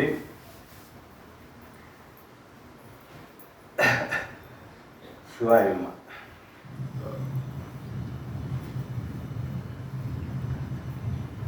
ಏನಾಯ್ತು ವಾಕ್ಯ? ಸ್ಥಿತಿ ಸಂಹಾರ ಆಯ್ತಾ? ಸೃಷ್ಟಿ ಸ್ಥಿತಿ ಸಂಹಾರ, ನಿಯಮನ ಇದ್ರ ಬಗ್ಗೆ ಹೇಳಿ ಆಯ್ತಲ್ಲ. ಎಲ್ಲವೂ ತಮ್ಮ ತಮ್ಮ ಕಕ್ಷೆಯಲ್ಲಿ ಇರುವಂತೆ ನಿಯಮನ ಆಯ್ತಾ? ಅನುಪ್ರವೇಶ ತಾನೇ ಇಲ್ಲಿ ಸೃಷ್ಟಿ ಪ್ರವೇಶ ಮಾಡಿದ, ಅನುಪ್ರವೇಶ ತಾನೇ ಸೃಷ್ಟಿ ಮಾಡಿದ ಎಂಬವೇ ಈಶ್ವರನ ಪಂಚಕೃತ್ಯಗಳು ಆಗಿಯುಂ ತಿಳಿಸಾಕಿವು. 5 ಕರ್ತವ್ಯಗಳು ಪಂಚಕೃತ್ಯಗಳು ಆಗಿಯುಂ ತಿಳಿಯಲ್ಕೆ ಪೇರ್ಪುಂ. ತಿಳಿಯಲ್ಕೆ ಪೇರ್ಪುಂ ಏನು ತಿಳಿಯಲ್ಕೆ? ಜಗತ್ತು ಮಿಥ್ಯ ಅನ್ನುವುದನ್ನು ತಿಳಿಯಲ್ಕೆ ಪೇರ್ಪುಂ. ಜಗತ್ತು ಮಿಥ್ಯ ಅನ್ನೋದು ನಿಶ್ಚಯ ಆಯ್ತಂದ್ರೆ ನಿನ್ನ ಸ್ವರೂಪದ ಸಾಕ್ಷಾತ್ಕಾರ ನನಗೆ ಸಹಜವಾಗಿ ಆಗ್ತದೆ. ಎಲ್ಲಿವರೆಗೆ ಶರೀರದಲ್ಲಿ ತಾದಾತ್ಮ್ಯ ಭಾವ ಇದೆಯೋ, ಎಲ್ಲಿವರೆಗೆ ಸೂಕ್ಷ್ಮ ಶರೀರದಲ್ಲಿ ತಾದಾತ್ಮ್ಯ ಭಾವ ಇದೆಯೋ ಅಲ್ಲಿವರೆಗೆ ತಿಳಿಯುವುದಿಲ್ಲ. ಯಾವಾಗ ಮನಬುದ್ಧಿ ಚಿತ್ತು ಅಹಂಕಾರಾದಿಗಳು ಕೂಡ ನನ್ನ ಸ್ವರೂಪವಲ್ಲ, ತಪ್ಪು ತಿಳುವಳಿಕೆಗೆ ಕಾರಣವಾದ ಅವಿದ್ಯೆಯೂ ಕೂಡ ನನ್ನ ಸ್ವರೂಪವಲ್ಲ, ನಾನು ಕೇವಲ ಅಖಂಡ ಚೈತನ್ಯ ಅನ್ನುವ ದೃಢತರ ಜ್ಞಾನ ಯಾವ ಮಹಾನುಭಾವನಿಗೆ ಆಗಿದೆಯೋ ಅವನೇ ಕೃತಕೃತ್ಯ. ಅದಕ್ಕೆ ಬರುವಂತ ಗೀತೆ 8ನೇ ಅಧ್ಯಾಯದಲ್ಲಿ ಒಂದು ಮಾತು ಹೇಳ್ಯಾನ, ಯತತಾಮಪಿ ಸಿದ್ಧಾನಾಂ ಕಶ್ಚಿನ್ ಮಾಂ ವೇತ್ತಿ ತತ್ವತಃ. ನಿತ್ಯ ನಿರಂತರ ಪ್ರಯತ್ನ ಮಾಡ್ತಾ ಇದ್ದಾರೆ. ಏನು ಮಾಡಕ ಅಂತ ಕೇಳಿದ್ರೆ ಆತ್ಮತತ್ವವನ್ನು ತಿಳಿಯುವುದಕ್ಕೆ. ಈ ಬಾಹ್ಯ ಪ್ರಪಂಚ ಬಿಟ್ಬಿಟ್ರು ಇದನ್ನು.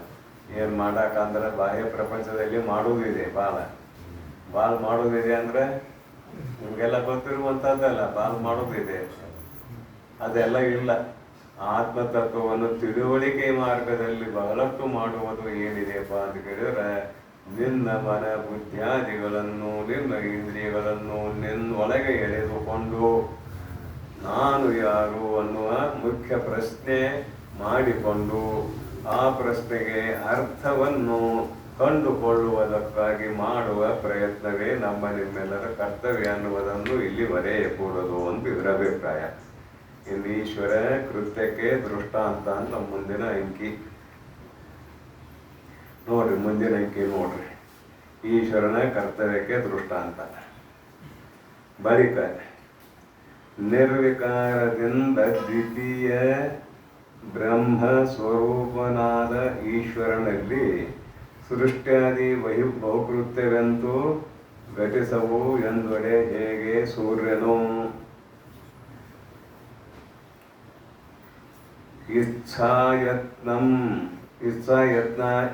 ಇಚ್ಛಾಯತ್ನಾದಿಕಂ ಇಲ್ಲದೆ ತನ್ನ ವರ್ಷ ಕಿರಣದಿಂ ವೃಷ್ಟಿರೂಪ ಜಲಮಂ ಕರೆದು ಬಳಿಕ ಆ ಜಲದಲ್ಲಿ ಪ್ರತಿಬಿಂಬ ರೂಪದಿಂ ತಾನೇ ಪಕ್ಕು ಮೇಘಾದಿಗಳಿಂ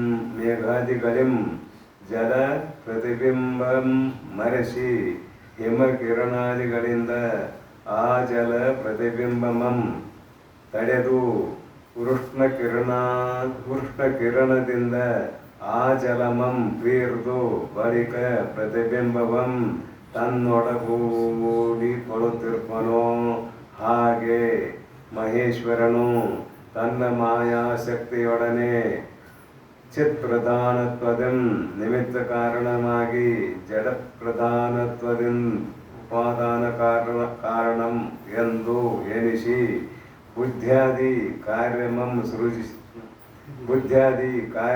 ಸೃಜಿಸಿ ಜೀವರೂಪದಿಂದ ಅಲ್ಲಿ ತಾನೇ ಪ್ರವೇಶಿಸಿ ಕರ್ಮದಿಂ ಭೋಕ್ತೃವೆನಿಸಿ ನಿಯಾಮಕ ಶಕ್ತಿಯಿಂದ ಭೋಕ್ತೃಗಳಿಂ ನಿಯಮಿಸಿ ರುದ್ರ ರೂಪದಿಂದ ಆ ಕಾರ್ಯಮಂ ಸಂವರಿಸಿ ಬಳಿಕ ಶ್ರುತ್ಯಾಚಾರ್ಯ ರೂಪದಿಂದ ಆ ಜೀವನಂ ತನ್ನೊಡನೆ ಐಕ್ಯವಂ ಮಾಡಿಕೊಳ್ಳುತ್ತಿರುಪ್ಪನು ಎಂಬುದೇ ಸಂಸ್ಕೃತಿಯಪ್ಪಂ.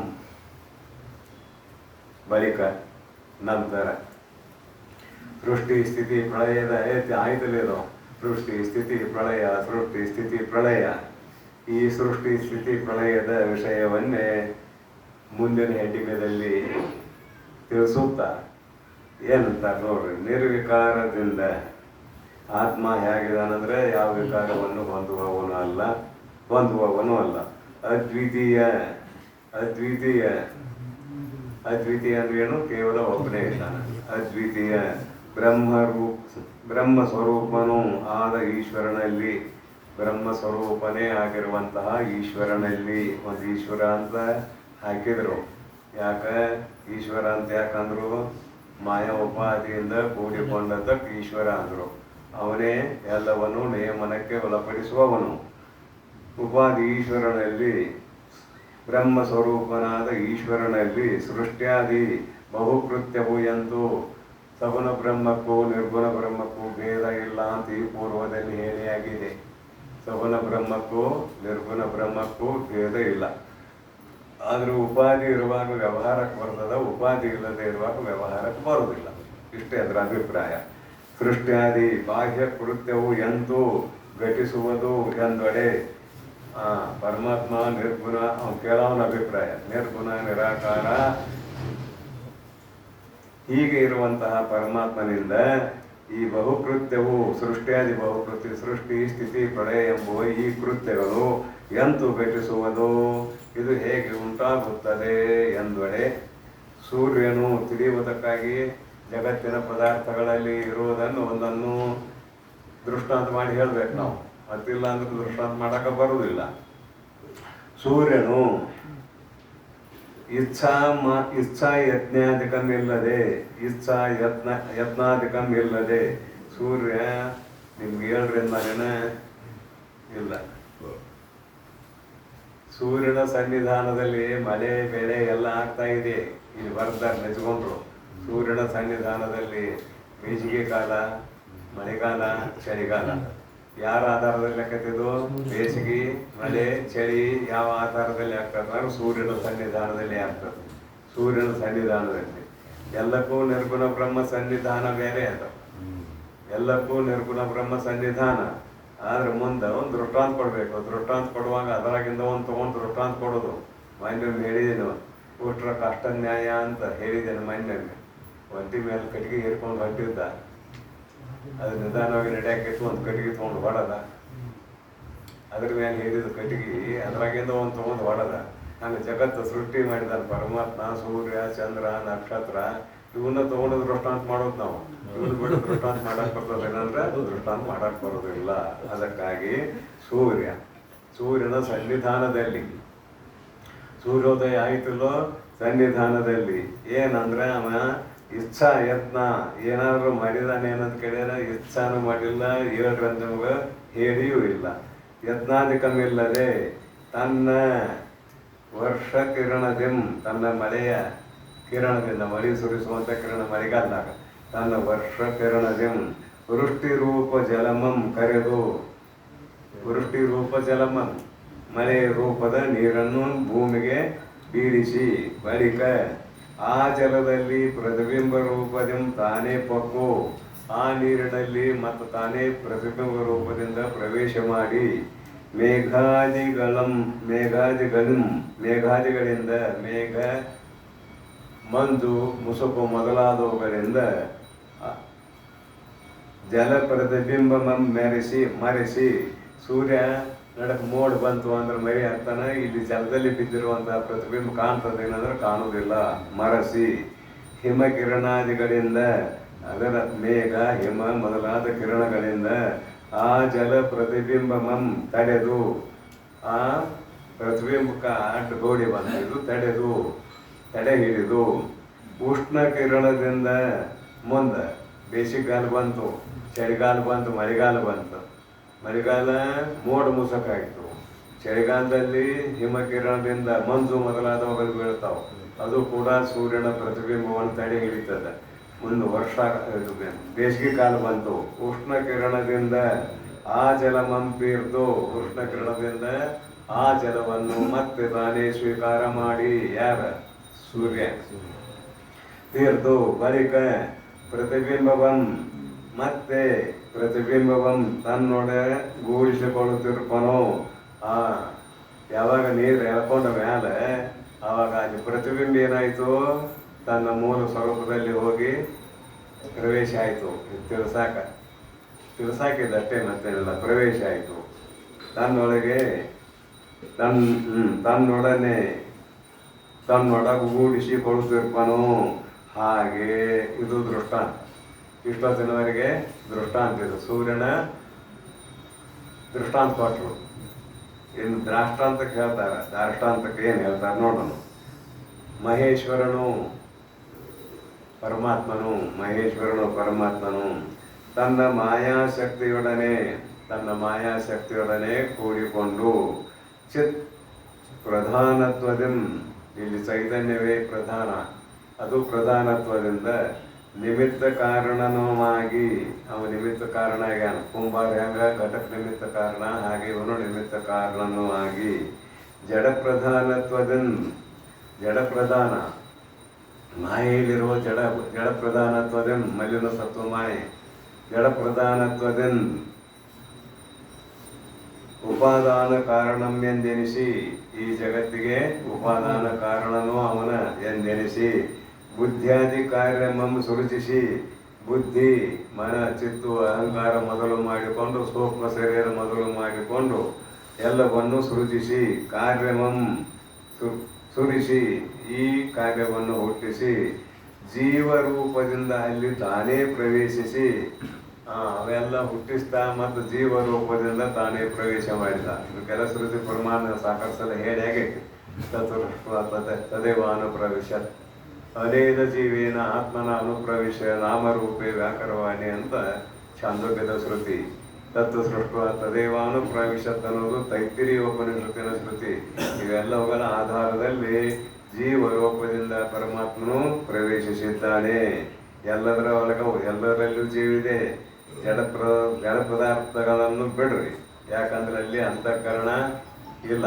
ಅಂತಃಕರಣ ಇದ್ರೂ ಕೂಡ ಬಹಳ ಗಾಢಾಂಧಕಾರವಾಗಿದೆ. ಅದಕ್ಕಾಗಿ ಅಲ್ಲಿ ಜೀವ ಇದ್ದಾನೆ ಅಂತ ಹೇಳೋದಿಲ್ಲ. ಪ್ರವೇಶಿಸಿ ಕರ್ಮದಿಂ, ತಾನು ಮಾಡಿದ ಕರ್ಮದಿಂದ ಭೋಕ್ತೃವೆನಿಸಿ, ತಾನೇ ಕರ್ಮ ಮಾಡ್ತಾನೆ, ಕರ್ಮದ ಫಲ ಊಟ ಮಾಡುವಾಗ ಭೋಕ್ತೃವೆನಿಸಿ, ಕರ್ಮದಿಂ ಭೋಕ್ತೃವೆನಿಸಿ ನಿಯಾಮಕ ಶಕ್ತಿಯಿಂದ ಭೋಗ್ಯ ಭೋಕ್ತೃಗಳಂ, ನಿಯಾಮಕ ಶಕ್ತಿಯಿಂದ ಇದು ಬೇಕು, ಇದು ಬೇಡ, ಇದು ಬೇಡ, ಇದು ಬೇಕು, ಇದನ್ನು ಮಾಡು, ಇದನ್ನು ಬಿಡು ಎಂಬುವ ನಿಯಾಮಕ ಶಕ್ತಿಯಿಂದ ಭೋಗ್ಯ ಅನುಭವಿಸುವ ಪದಾರ್ಥ, ಭೋಕ್ತೃಗಳಂ ಅನುಭವಿಸುವ ಪದಾರ್ಥ, ಅನುಭವಿಸುವವನು ಬೇರೆ ಪದಾರ್ಥವನ್ನು ಅನುಭವಿಸುತ್ತಾನೆ.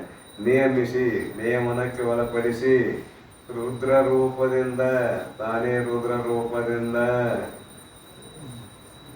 ಕಾರ್ಯಮಂ ಸಂಹರಿಸಿ, ಜಗದ್ರೂಪ ಕಾರ್ಯವನ್ನ ಸಂಹಾರ ಮಾಡಿ ಸಂಹರಿಸಿ ಬಳಿಕ ಇಲ್ಲೊಂದು ಮಾತು ಬರ್ತದೆ.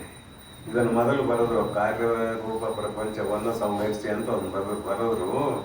ಆದ್ರೆ ಏನಾಯ್ತು ಅಂದ್ರೆ ಮುಂದೆ ಶ್ರುತ್ಯಾಚಾರ್ಯ ರೂಪದಿಂದ ಆ ಜೀವನಂ ತನ್ನೊಡನೆ ಐಕ್ಯವಂ ಮಾಡಿಕೊಳ್ಳುತ್ತಲ್ಪನು ಎಂಬುದೇ ಸಂಸ್ಕೃತಿಯತ್ವಂ. ಅಲ್ಲ, ಇಡೀ ಪ್ರಪಂಚನ ಏನು ಮಾಡಿದ? ಸಂಹಾರ ಮಾಡಿದ.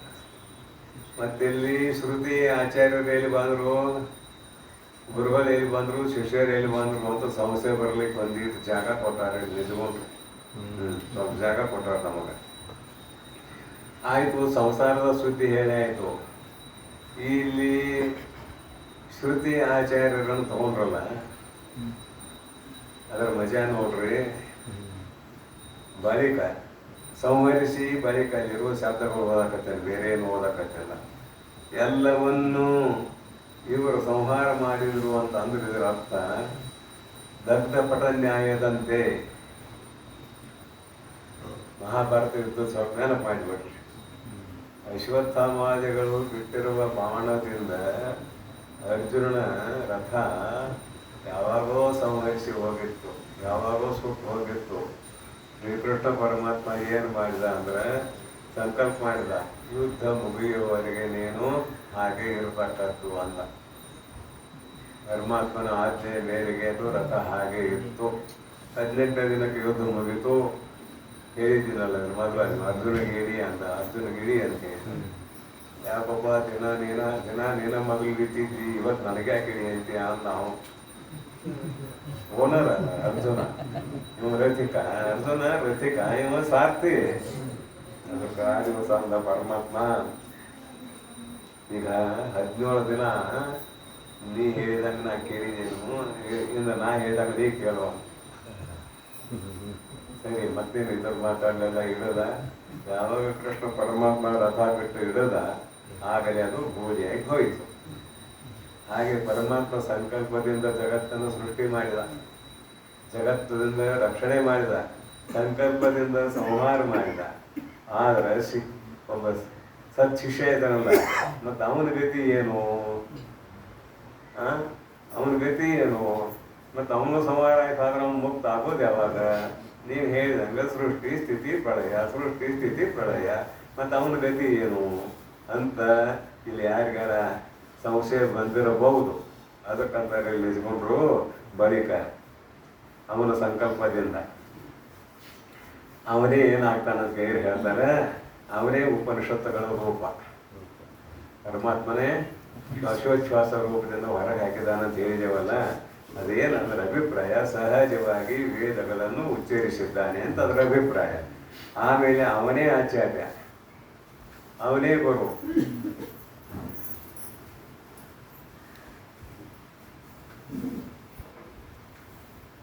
ಅವನೇ ಗುರು ಸುತ್ತ ಆಚಾರ್ಯ ರೂಪದಿಂದ ಜೀವನನ್ನು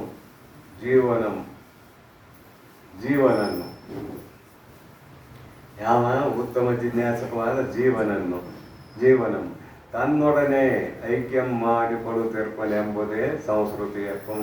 ತನ್ನೊಡನೆ ಐಕ್ಯವನ್ನು ಮಾಡಿಕೊಳ್ಳುತ್ತಿರ್ಪನೆಂಬುದೇ ಸಂಸ್ಕೃತಿಯಕ್ಕಂ ಅಂತಿದ್ರ ಅರ್ಥ.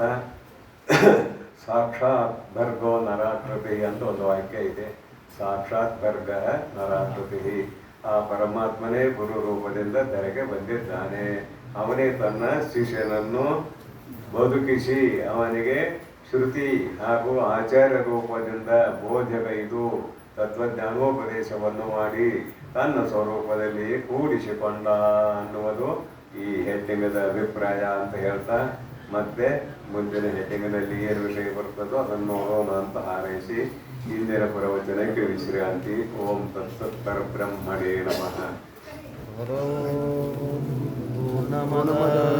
पूर्णमिदं पूर्णात् पूर्णमुदच्यते पूर्णस्य पूर्णमादाय पूर्णमेवावशिष्यते. ॐ शान्ति शान्ति शान्तिः.